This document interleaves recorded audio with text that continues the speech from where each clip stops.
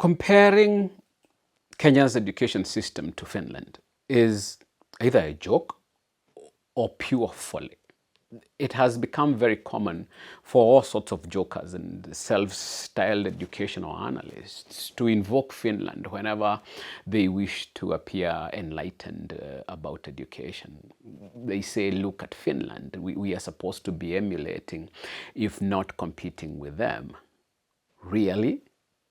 Finland?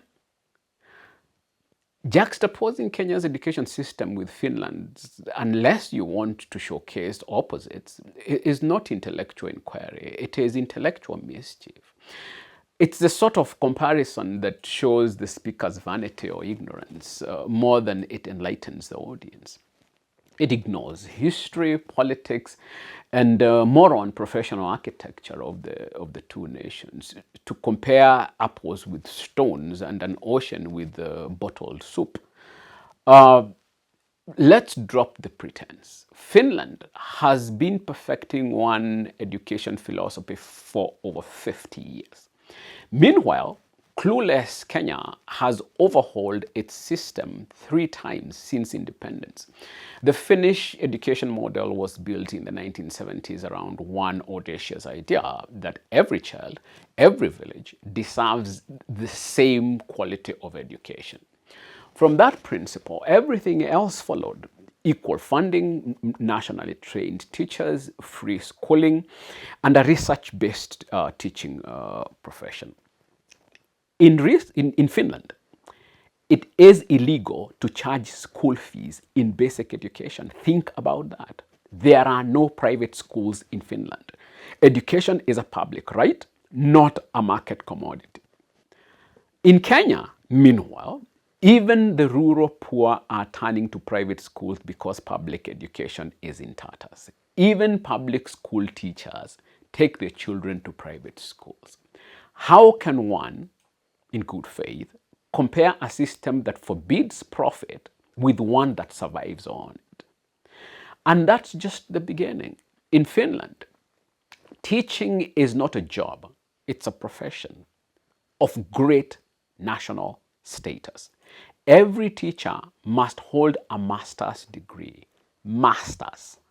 Getting to a teaching profession in Finland is more competitive than getting into law or medicine. The Finnish teacher is an intellectual.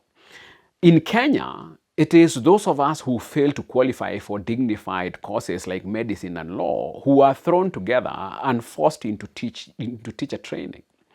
If you went to a school today and asked who wants to be a teacher, no one will raise their hands. But the truth is, most of them, especially those who don't make good grades, will become teachers.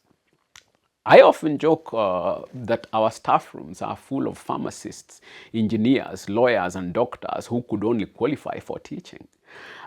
Are these the fellows we still expect to produce Finnish results? Not in a million years. And then there is a small issue of politics. Finland's education policy is driven by research, not political rhetoric. Once a reform begins, it survives governments. In Kenya, education policy is driven by political expediency, donor influence, and corruption. I have heard some people say that CBC is some politician's legacy. And it is. And that is why it is a heap of crap. Kenyan educational reforms are announced by politicians with pomp, implemented in confusion, and abandoned in silence. The result is a country perpetually reforming, but never improving. Comparing Finland's professional policy culture with Kenya's political nonsense is like comparing a choir to a political campaign rally. Both make noise, but only one produces music. So, when self-appointed experts hold Finland up as Kenya's mirror, it's a fraud. The systems are built on opposing foundations. Finland's schools are temples of equality. Kenya's are theaters of cannibalism. Finland's system is shaped by trust. The Kenyan one is based on greed and foolishness. Finland takes education as a human right. In Kenya, education is an economic burden. So, let's stop pretending that talking about Finnish educational ideals can fix Kenyan schools. What Kenya needs is not Finland's methods. It needs thinkers, it needs doers, and it needs patriots with the future of the country at heart.